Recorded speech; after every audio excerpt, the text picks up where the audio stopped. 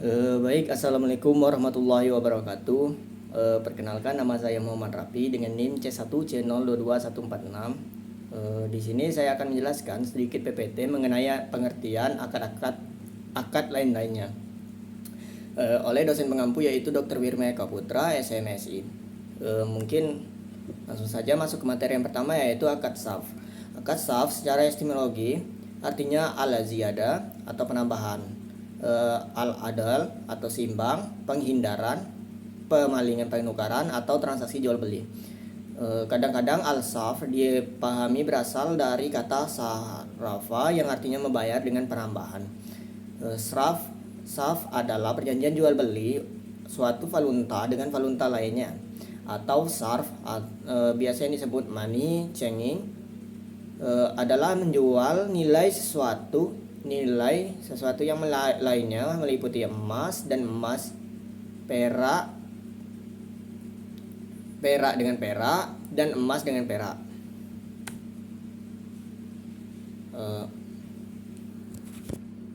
Lalu selanjutnya di sini ada akad wadiyah.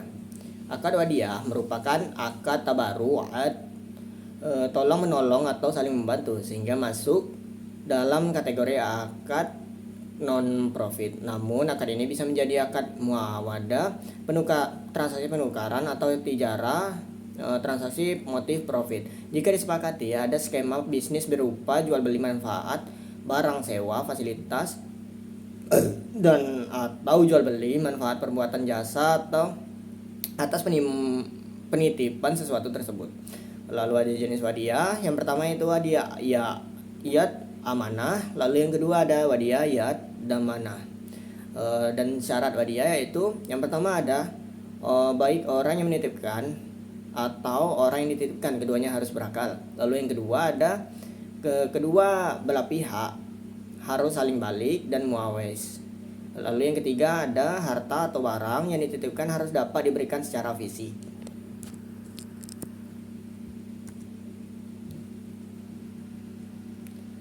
Selanjutnya lagi yaitu ada akad wadiyah.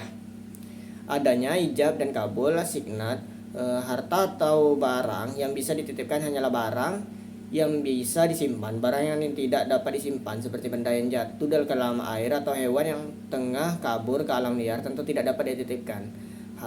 Harta atau barang yang dititipkan harus halal, dan juga barang yang dititipkan adalah barang yang memiliki nilai atau qimah sehingga dapat dilihat sebagai ma'al.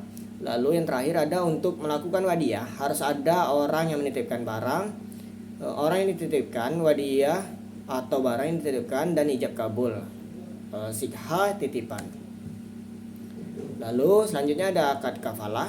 Kafalah adalah jaminan yang diberikan oleh penanggung atau kafil kepada pihak ketiga dalam rangka memenuhi kewajiban dan dari pihak kedua atau yang ditanggung, makful anhu, terkait tuntutan yang berhubungan dengan jiwa, hutang, barang, dan pekerjaan apabila pihak yang ditanggung cedera, janji, atau wan prestasi di mana pemberi jaminan tanggung jawab atas pembayaran kembali suatu hutang menjadi hak penerima jaminan. Lalu ada rukun dan syarat akad kafalah. Yaitu rukun kafalah. Rukun kafalah adalah signat kafalah atau ijab kabul. Makful bih objek tanggungan, kafil penjamin, makful anhu bertanggung, dan makful lahu penerima hak tangguhan. Lalu ada syarat kafalah.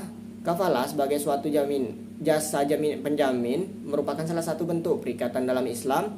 Jenis akad kafalah sendiri ada 5, yaitu yang pertama ada kafalah bin nafs, lalu ada yang kedua kafalah bin ma'al, yang ketiga ada kafalah bil taslim, yang keempat ada kafalah al munaza, yang kelima ada kafalah muamalakah. Lalu akad qadarul hasan. Qadarul hasan adalah pinjaman tanpa dikenai biaya, hanya wajib membayar sebesar pokok utangnya. Pinjaman qard bertujuan diberikan kepada orang yang membutuhkan atau tidak memiliki kemampuan finansial untuk tujuan sosial atau kemanusiaan. Lalu selanjutnya di sini ada akad hiwalah. atau hawalah. Hawalah secara harfiah artinya pengalihan, perpindahan, perubahan warna kulit atau memikul sesuatu di atas pundak. Objek yang dialihkan dapat berupa utang atau piutang. Pada dasarnya adalah akad tabaru yang bertujuan untuk saling menolong untuk mengharapkan ridha Allah Subhanahu wa taala.